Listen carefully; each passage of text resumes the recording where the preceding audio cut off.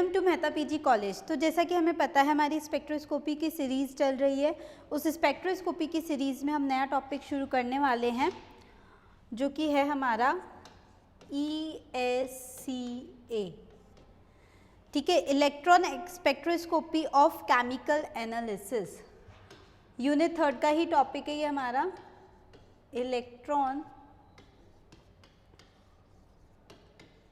Spectroscopy of chemical analysis, या फिर इसको एक और नाम दिया जाता है एक्सरे फोटो इलेक्ट्रॉन स्पेक्ट्रोस्कोपी।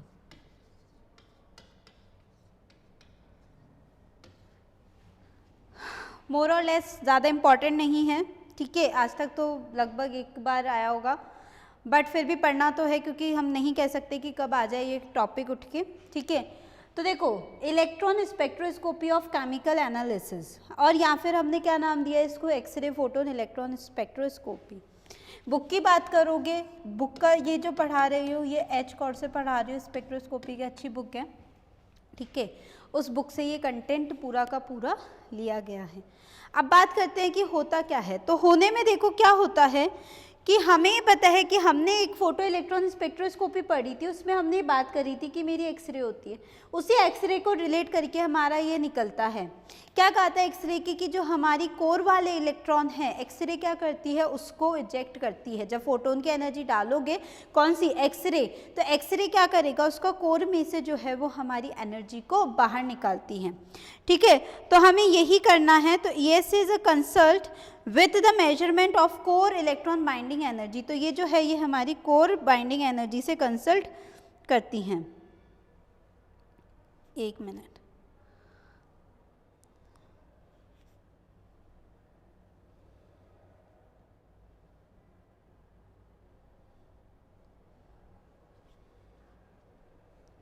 ठीक है, तो मैं यहाँ लिख देती हूँ,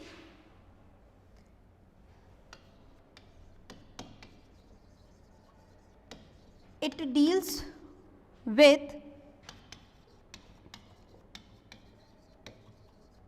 measurement of core electron binding energy. किससे डील करती है ये, हमारा डील करती है measurement of core electron binding energy से, ठीक है। उसके बाद अगर हम बात करें तो इसमें हम ये बोलते हैं कि इजेक्टेड जो इलेक्ट्रॉन होता है, इजेक्टेड इलेक्ट्रॉन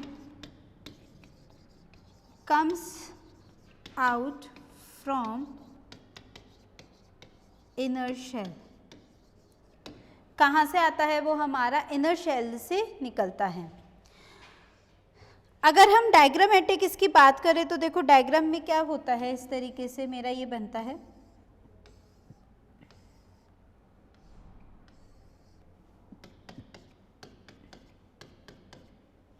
ठीक है।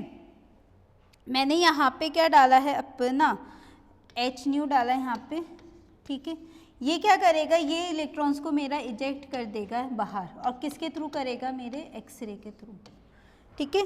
साथ ही साथ हमें ये पता है कि ये जो ये है ये बाइंडिंग एनर्जी ऑफ कोर कहलाती है, और ऊपर ये जो वाला एरिया है ये हमारा कहलाता है आयनाइजेशन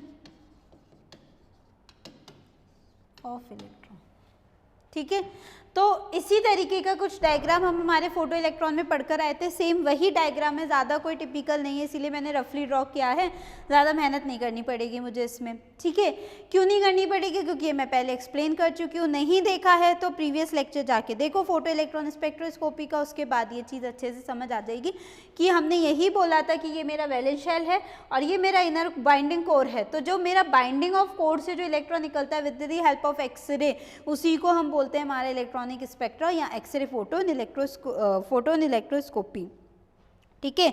अब हम बात करें the kinetic energy of these photo electrons can be measured by energy analysis of the core electron. तो अगर अब हमें इसकी काइनेटिक एनर्जी निकालनी है ना इस फोटोन इलेक्ट्रॉन की, जो ये इलेक्ट्रॉन बाहर निकला, और क्या नाम होगा ये जो इलेक्ट्रॉन बाहर निकला है, इसका नाम क्या है?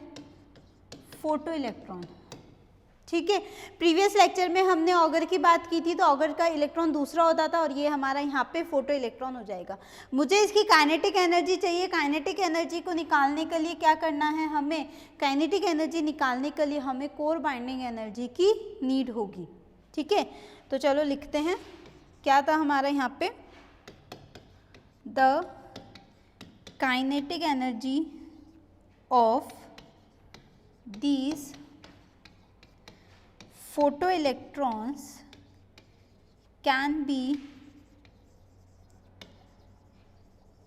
measured by energy analyzer of the electron binding energy। ठीक है, और जो एनर्जी की टर्म दी जाएगी वो किस टर्म के अंदर दी जाएगी? देख लो, it will given as Ek is equals to h nu, एक मिनट, बाइंडिंग एनर्जी ना, तो Eb इज इक्वल्स टू जो होता है एच न्यू माइनस का Ek और प्लस माइनस का ओमेगा। इस फॉर्म में ये हमारी एनर्जी जो है वो दी जाएगी, Ek माइनस का ओमेगा। ठीक है, वेयर ओमेगा क्या है हमारा, हम बात कर लेते हैं। ओमेगा जो है हमारा वर्क फंक्शन है, Ek जो है वो मेरी काइनेटिक एनर्जी है, एच न्यू जो है मेरी फोटोन है। तो मेरे पास बाइंडिंग एनर्जी आ जाएगी इसकी, भाई फोटोन है, काइनेटिक एनर्जी और वर्क फंक्शन है, तीनों को सब्ट्रैक्ट और इस तरीके से करके मेरी किसकी आ गई? Electron, binding energy of electron आ जाएगी। ठीक है, यहाँ तक हो गया। नेक्स्ट बात करें outer nanometer of the surface. तो ESA का जो मेजरमेंट है, ESC explains the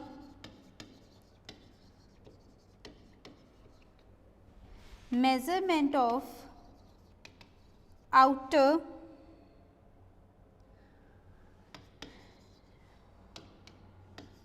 nanometer of the surface layer।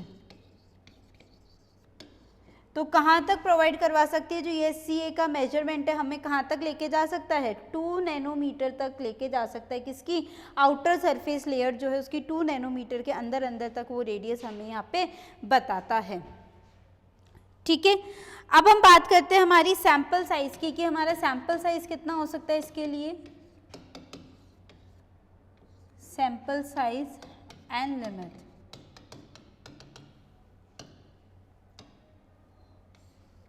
ठीक है, तो इसकी बात करोगे तो ये हमारा होता है माइक्रोग्राम और लेस। तो सैंपल में भी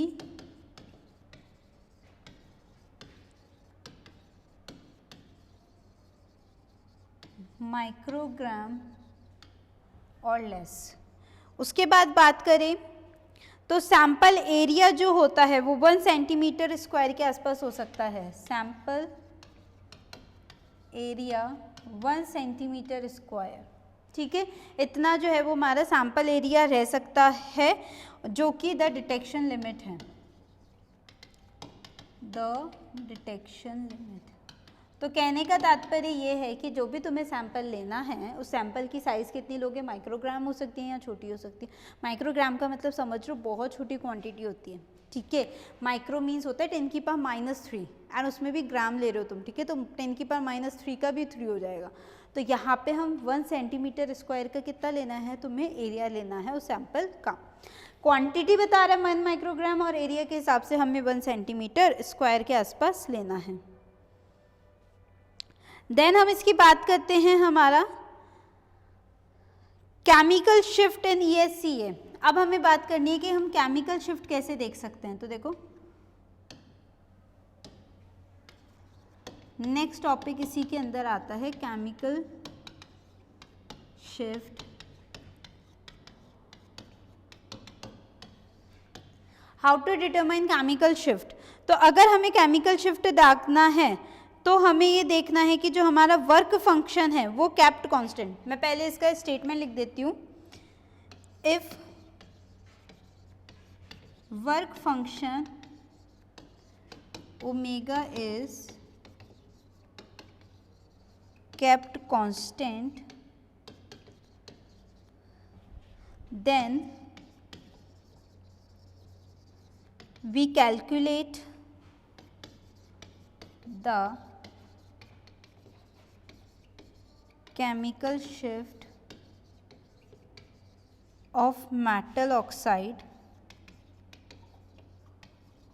from equation। क्या इक्वेशन हो सकती है? Del E oxide is equals to E के मेटल माइनस का ई के ऑक्साइड।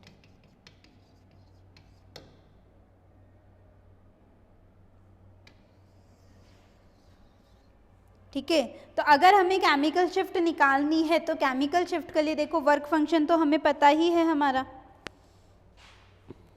ठीक है, जब हमें हमारा वर्क फंक्शन पता है कि हमारा ओमेगा है, ओमेगा के साथ हमें क्या रखना है? उसको कांस्टेंट रखना है। तो हम क्या करेंगे? केमिकल शिफ्ट को कैलकुलेट कर सकते हैं। किसकी? मेटल ऑक्साइड की।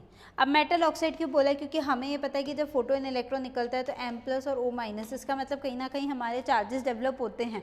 तो हमें यही चार्जेस को इस फॉर्म के अंदर दिखाना है। तो हमने ये बोला कि जब हमारा एनर्जी का डिफरेंस आएगा तो एनर्जी का डिफरेंस किसका आएगा? हमारा काइनेटिक एनर्जी ऑफ मेटल ले लो और काइनेटिक एनर्जी ऑफ ऑक्साइड ले लो। इन दोनों को जब तुम सेपरेट करोगे तुम्हारा डेल ई निकल जाएगा ऑक्साइड का, और जो कि तुम्हारा रिप्रेजेंट करता है किसको? केमिकल शिफ्ट को रिप्रेजेंट करता है। ठीक है, नेक्स्ट लाइन हम लिखते हैं इसके अंदर,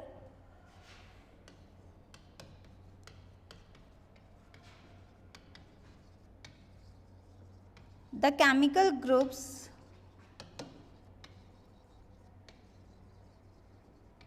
which are bound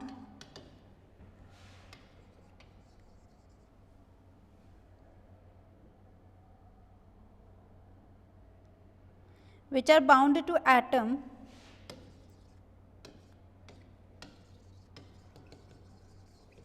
can undergo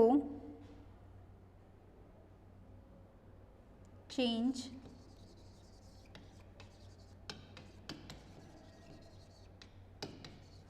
in electron density and cause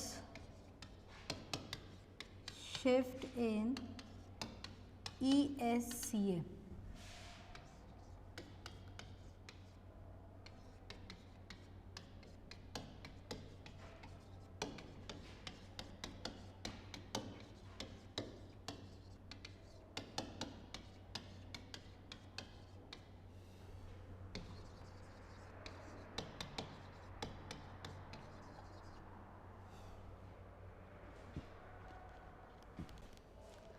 तो हम बात कर रहे थे हमारी केमिकल शिफ्ट की। तो देखो केमिकल शिफ्ट में क्या होता है कि हमें ये पता है कि हमने यहाँ पे भी बात की थी कि हमारा ऑक्साइड होता है, ऑक्साइड से हम उसकी काइनेटिक एनर्जी लेंगे मेटल की और उसके ऑक्साइड से हम उसको लेस कर देंगे।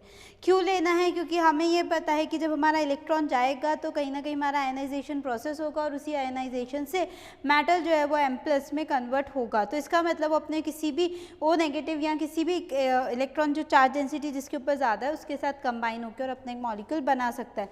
तो जब वो मॉलिक्यूल बनाएगा उसी का तो हम केमिकल शिफ्ट निकालेंगे। तो उसकी केमिकल शिफ्ट निकालने के लिए हमने ये फॉर्मूला जनरेट किया है। ठीक है, नेक्स्ट हम बात करते हैं, देखो the chemical groups which are bound to an atom can undergo change in electron density and cause shift in ESA।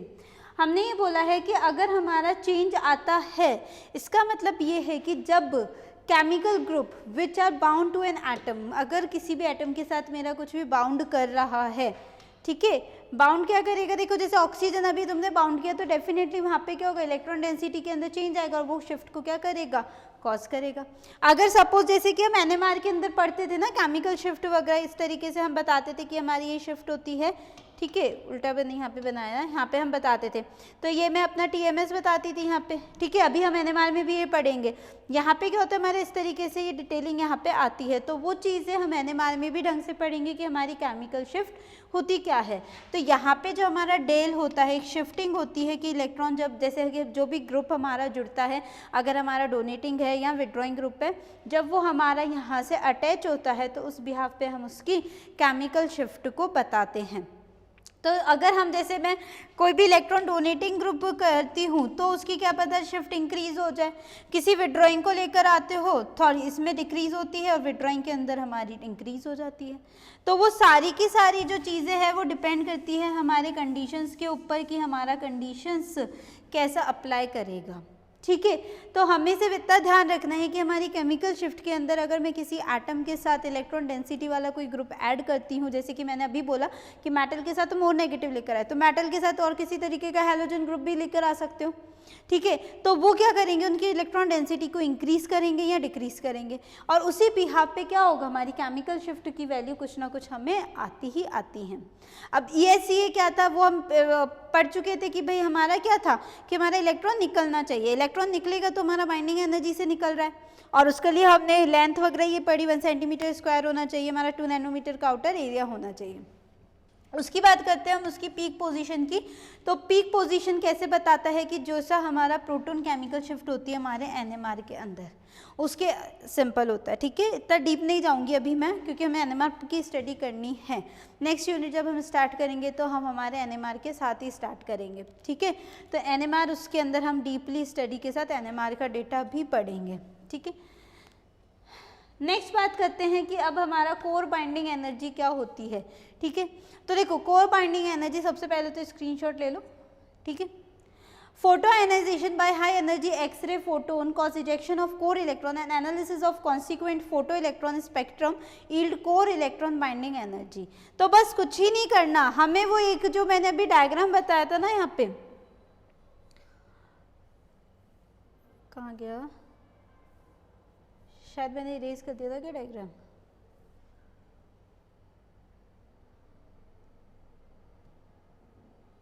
नहीं यहीं पर ये रहा, ठीक है। तो मुझे केवल और केवल क्या याद रखना है, इस डायग्राम को ही याद करना है कि ये डायग्राम क्या है हमारा, ठीक है। हमें सिर्फ इतना ध्यान रखना है कि हमारे पास ये था हमारा बाइंडिंग एनर्जी है, मुझे इस बाइंडिंग एनर्जी के साथ क्या करना है, इससे ये कोर इलेक्ट्रॉन निकालना है। तो कुछ ना कुछ इसके पास बाइंडिंग एनर्जी है ना, तो हमने यही बोला है कि जब हमारा फोटो इलेक्ट्रॉन निकल जाता है, इजेक्शन हो जाता है, उसके बाद हम उसकी बाइंडिंग एनर्जी को कैलकुलेट करते हैं, और यही रही उसकी binding energy EB = h minus का EK माइनस का ओमेगा, जो कि हम उसका वर्क फंक्शन बताते थे। तो इस तरीके से हम उसकी एनर्जी को भी ले सकते हैं। तो हमने यही चीज़ यहाँ पे बोली है कि जब हमारा फोटो आयनाइजेशन होता है हाई एनर्जी एक्सरे से, तो इजेक्शन ऑफ कोर इलेक्ट्रॉन होगा, कोर इलेक्ट्रॉन निकल गया, analysis of this photo electron, अब जो कोर इलेक्ट्रॉन हमारा निकला है उसका हम क्या कर रहे हैं, एनालिसिस कर रहे हैं, मतलब वो फोटो इलेक्ट्रॉन हो गया। अब हमारा फोटो इलेक्ट्रॉन का स्पेक्ट्रम जो है वो हमें क्या देता है, इलेक्ट्रॉन की बाइंडिंग एनर्जी को प्रोवाइड करवाता है कि इलेक्ट्रॉन के पास कितनी बाइंडिंग एनर्जी थी, कि मतलब न्यूक्लियस से वो कितना अटैच्ड था, कितना अट्रैक्शन फोर्स उसके पास लग रहा था, उसकी इंफॉर्मेशन ये हमें स्पेक्ट्रम प्रोवाइड करवाता है, ठीक है। अब देखो नेक्स्ट लाइन क्या लिखी है, deeper the location of core electron higher is the magnitude of the binding energy. जितना ज़्यादा डीपर हमारा कोर इलेक्ट्रॉन होगा, इसका मतलब ये है कि न्यूक्लियस के पास जितना इलेक्ट्रॉन तुम क्लोज रखोगे उतनी ही बाइंडिंग एनर्जी हाई होगी। क्यों होगी, क्योंकि भाई अट्रैक्शन फोर्स ज़्यादा लगेगा, तो उसको निकालने के लिए एनर्जी ज़्यादा देनी पड़ेगी, वो बहुत अच्छे से बाइंड अप होगा, उसको तोड़ने के लिए उतना ही स्ट्रेच देना पड़ेगा। जैसे बात करें एक फेविक्विक का जोड़ होगा, एक फेविकॉल का जोड़ होगा, एक गम का होता है, कौन सा इजीली निकाल लोगे, गम का निकल जाता है, देन फेविकॉल का निकलेगा, और देन फेविक्विक का निकलता है। तो बस उसी तरीके से हमें ध्यान रखना है कि मेरा बाहर वाले इलेक्ट्रॉन तो गम वाले हैं, अंदर वाला ना फेविक्विक से अटैच्ड है, उसको निकालने के लिए ना बहुत एनर्जी की नीड है हमें, तो वो मेरा कोर इलेक्ट्रॉन होगा। और उसके लिए जितना डीपर तुम उसको जाते जाओगे ना, उसके न्यूक्लियस के पास जितना पास लेके जाओगे, उतनी ही उसकी बाइंडिंग एनर्जी क्या करती जाएगी, इंक्रीज करती जाएगी, ठीक है। And also for a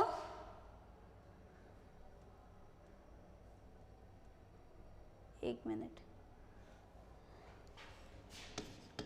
higher is the magnitude of the binding energy and also for a given core shell electron, और कोर शेल इलेक्ट्रॉन के लिए भी वो उतनी ही अपनी एनर्जी हाई हो जाएगी। Binding energy increases with atomic number, atomic number के साथ क्या होता है, हमारी बाइंडिंग एनर्जी भी इंक्रीज होती है, ठीक है।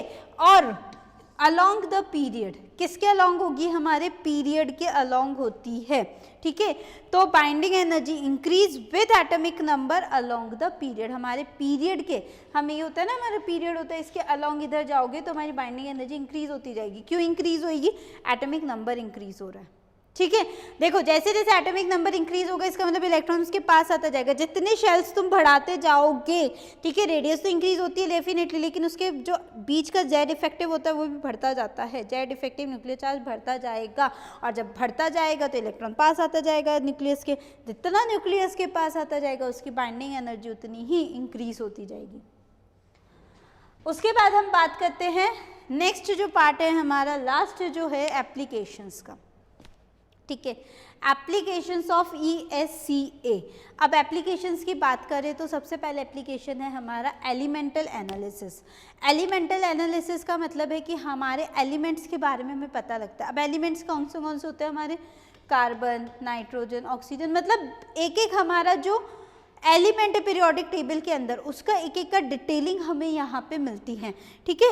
अब पीरियोडिक टेबल में तो मैम बहुत सारे आते हैं, हाँ तो होते हैं, बहुत सारे होते हैं, उनका सबका डिटेलिंग हमें प्रोवाइड करवाता है क्योंकि हमने तो कहा ना फोटो इलेक्ट्रॉन स्पेक्ट्रोस्कोपिक है, तुम्हें तो इलेक्ट्रॉन निकालना है, तुम किसी भी एलिमेंट से निकालो, क्या फर्क पड़ रहा है, ठीक है। तो it provide relative intensity of the electrons lines which are known for elements. Definitely electrons की लाइंस को बताएगा, क्यों, क्योंकि अभी हमने कहा कि ये बाइंडिंग एनर्जी के ऊपर डिपेंड करता है। हर एलिमेंट की बाइंडिंग एनर्जी डिफरेंट होगी, क्योंकि उसके पास इलेक्ट्रॉनिक कॉन्फिगरेशन अलग होती है, इलेक्ट्रॉनिक कॉन्फिगरेशन अलग है तो उसके पास शेल्स अलग है, शेल्स अलग है तो उसके पास इलेक्ट्रॉन का काउंट अलग है, काउंट अलग है तो उसके साथ साथ ही क्या हो रहा है, जितने भी इलेक्ट्रॉन जिसके एंगल के अंदर होंगे उसका हमें उसकी तरह से इंटेंसिटी मिलेगी। अब हमने देखो इधर एक डायग्रामेटिक बात करी कि हमने एक एग्जाम्पल लिया है इस तरीके का,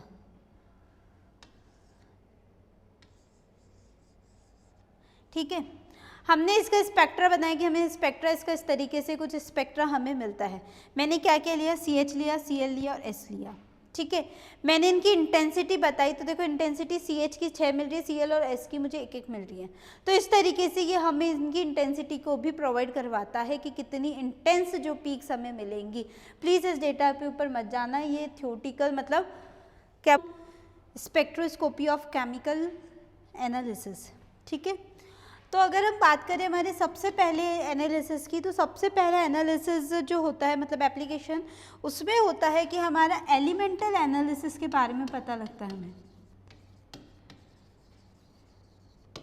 अब ये क्या प्रोवाइड करवाता है हमें, तो देखो ये क्या प्रोवाइड करवाता है हमें,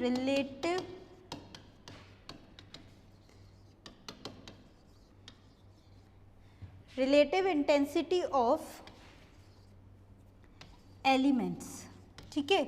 relative intensity of element by photo electron spectroscopy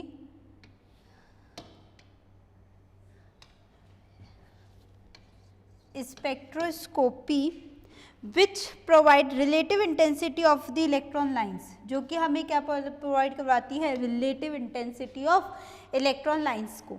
अब बात करें रिलेटिव इंटेंसिटी का मतलब क्या है, देखो हमारे पास एलिमेंट्स होते हैं, एलिमेंट्स है तो डेफिनेटली शेल होगा, शेल है तो उसके पास इलेक्ट्रॉन होंगे, इलेक्ट्रॉन है तो इसके पास डेफिनेटली कि कहीं ना कहीं इनर शेल भी होगा, इनर शेल है तो कहीं ना कहीं से वो इलेक्ट्रॉन निकालेगा। तो इससे हम क्या पता लगा सकते हैं, उसके एलिमेंट की स्टडी पता लगा सकते हैं। जैसे कि मैं यहाँ पे एक एग्जाम्पल लूँ, यहाँ पे अगर मैं बात करूँ तो मैंने CH, Cl और S तीनों की मैंने रिलेटिव इंटेंसिटी की बात की। ये इसकी जो रिलेटिव इंटेंसिटी आती है वो आती है 6⁻1⁻1, ठीक है। और जो इसका पीक मिलता है वो पीक हमें कुछ इस तरीके से,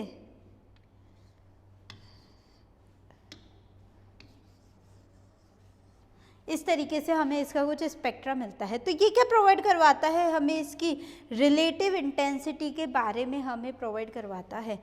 प्लीज़ इस डिटेलिंग के ऊपर मत जाना कि मैम ये इंटेंसिटी कैसे आई है, इस इंटेंसिटी की चर्चा ना हम बहुत अच्छी तरीके से जब हम NMR पढ़ेंगे वहाँ पे करने वाले हैं, ठीक है। अभी केवल इतना ध्यान रखना है कि हाँ ये हमें एलिमेंटल एनालिसिस बताता है, जैसे हम NMR में प्रोटॉन की स्टडी करेंगे वहाँ पे उसकी इंटेंसिटी चेक करते हैं कि पीक हमारी किसके बिहाफ पे कितनी हानि है, वो चीज़ हम यहाँ पे चेक करनी है कि जो हमारा ये CH है, ठीक है, इसके ऊपर देखो ये भी CH है और ये भी ही यहाँ पे भी CH है, इसके ऊपर हम Cl का इफेक्ट भी देखेंगे, इसके ऊपर हम सल्फर का इफेक्ट भी देखेंगे। तो कोई एक जो है वो इलेक्ट्रॉन डोनेटिंग है, एक जो है वो विड्रॉइंग है, जिसकी वजह से हम उसकी इंटेंसिटी का पता लगाते हैं। नेक्स्ट एप्लीकेशन की अगर हम बात करें तो जो सेकंड एप्लीकेशन आता है हमारा, वो आता है हमारा स्ट्रक्चर डिटर्मिनेशन का, ठीक है, स्ट्रक्चरल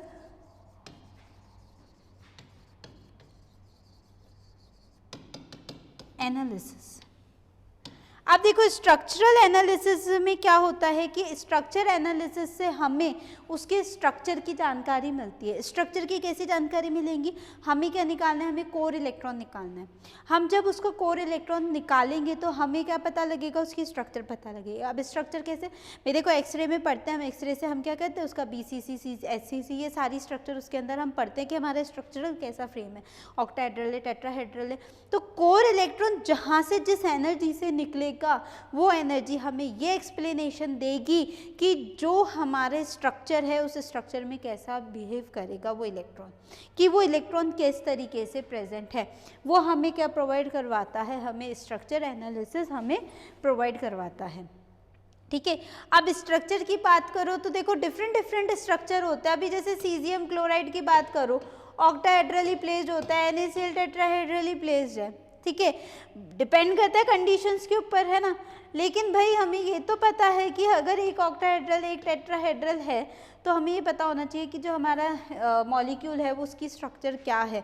वो पता लगती है कोर इलेक्ट्रॉन के निकलने के ऊपर कि कोर इलेक्ट्रॉन कहाँ से निकल रहा है। जितना ज़्यादा अट्रैक्शन है, देखो मैंने अभी कहा कि कोर बाइंडिंग एनर्जी होती है, तो बाइंडिंग एनर्जी हमें उसकी एनर्जी के बारे में बताती है कि अट्रैक्शन है नहीं है, कितना है, कैसे है, वो सारी चीज़ें हमें उससे पता लगती हैं, ठीक है। तो क्या पता लगाता है, साथ ही साथ स्ट्रक्चरल इल्यूसिडेशन भी, स्ट्रक्चर भी हमें उसका पता लगता है। अभी केवल मैं तुम्हें सपोज हमने एक मॉलिक्यूलर फॉर्मूला दे दिया C1H8 है, ठीक है, मुझे नहीं पता इसका स्ट्रक्चर कैसा है, वो स्ट्रक्चर की जानकारी कौन प्रोवाइड करवाएगा मुझे, मेरा ESCA प्रोवाइड करवाएगा, electronic spectroscopy of chemical analysis, जिससे हम ये पता कर सकते हैं कि हमारे स्ट्रक्चर कैसा है। तो स्ट्रक्चर इल्यूसिडेशन में भी ये हेल्प करता है, ठीक है। तो सबसे पहले तो हम इसकी बात करेंगे, क्या प्रोवाइड करवाता है हमें,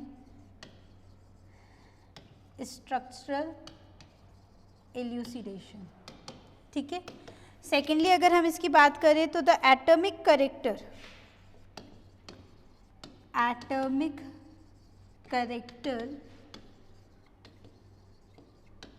of core electron make it possible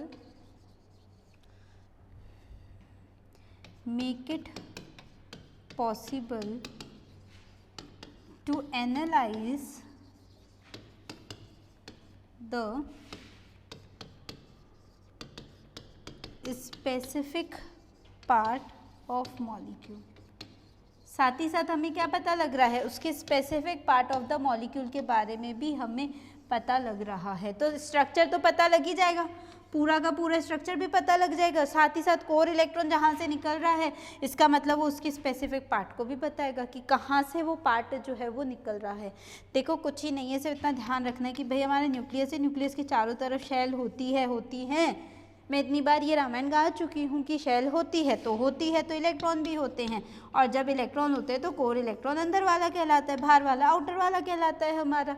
valence electron बोलेंगे तो कोर से जो इलेक्ट्रॉन निकलता है तो वो उसके स्पेसिफिक पार्ट की जानकारी भी हमें प्रोवाइड करवा देता है कि हमारा इलेक्ट्रॉन कहाँ से किस पोजिशन से निकला है। स्पेसिफिक पार्ट मतलब K, L, M, N, S है, तो इससे स्ट्रक्चर भी पता लग जाती है कि स्ट्रक्चर क्या होगी, उसकी इलेक्ट्रॉनिक कॉन्फ़िगरेशन के बारे में भी पता लगता है। तो ये सारी चीज़ें हमें इससे पता लग जाती हैं। नेक्स्ट हम बात करें तो नेक्स्ट बताता है हमारा जो थर्ड आता है application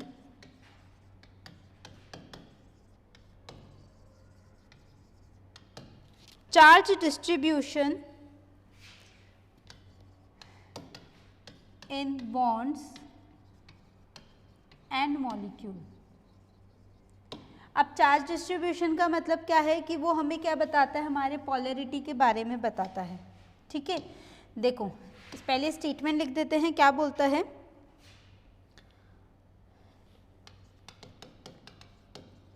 extensively used in study of polarity of bond and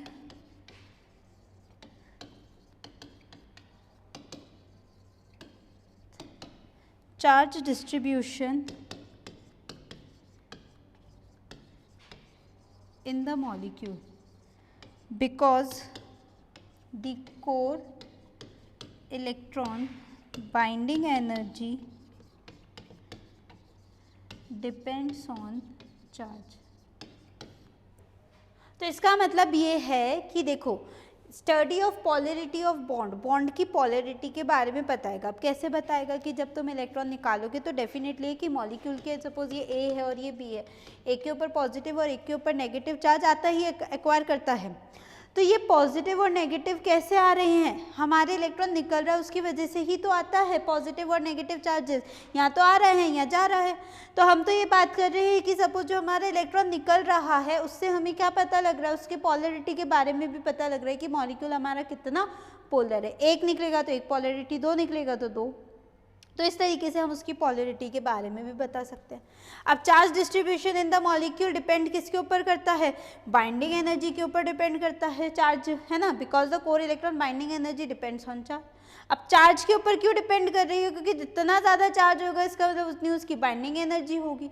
अरे भाई समझने की कोशिश अगर हम ये करें कि भाई इलेक्ट्रॉन था मेरा, ठीक है, सपोज एक इलेक्ट्रॉन को निकालने के लिए इतनी एनर्जी चाहिए, तो एक इलेक्ट्रॉन निकलेगा तो एक की चार्ज तो आएगा, दो निकालोगे तो दो पॉजिटिव आएगा, मतलब टू पॉजिटिव के फॉर्म के अंदर तुम लिखोगे तो उसकी बाइंडिंग एनर्जी भी तो इंक्रीज होगी, क्योंकि क्यों इंक्रीज होगी, निकालने के लिए उतना ही चाहिए।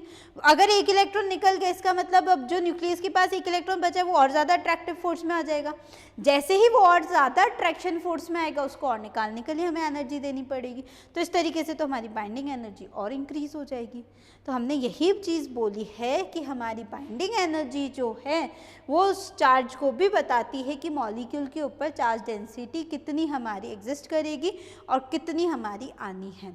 ये सारी चीज़ें हमारे चार्ज डेंसिटी हमें बताती है, हमारी ESCA स्पेक्ट्रोस्कोपी बताती है। लास्ट एप्लीकेशन की अगर हम बात करें, फोर्थ लास्ट एप्लीकेशन जो है वो हमें सरफेस केमिस्ट्री बताती है।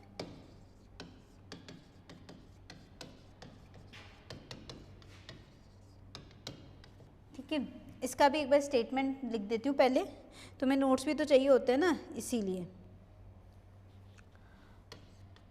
Electron seems to be found at outer, that is 2 nanometer, are sturdy